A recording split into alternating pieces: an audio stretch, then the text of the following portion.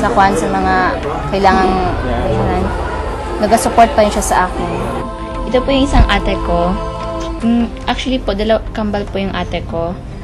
Siya po si Kaka Iman. Iman Nahudan po yung whole name niya. Everyday pinapasaya niya kami. Kasi from her name, Zam, Smile, parang napapasaya na kami. Ito po yung laptop ko. Nilala po ako sa Singapore, binigyan po ako ng mayor ng incentive award. At dahil doon, nagbili ako ng laptop para sa practice ko na rin. Dahil sa mga parangal na nakamit ni Zam, napansin din siya ng ibang taong gustong tumulong sa kanya.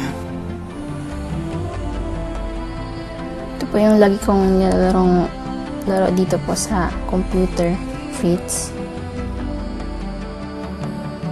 Nilalaro ko po dito yung computer.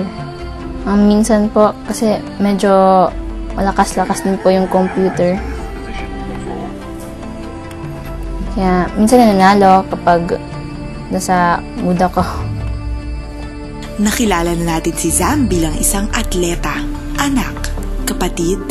Pero para maging isang top idol, dapat pati ang pag-aaral hindi na pababayaan.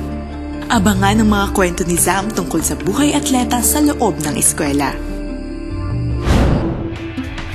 Susunod sa kwento ng chess idol na si Zam.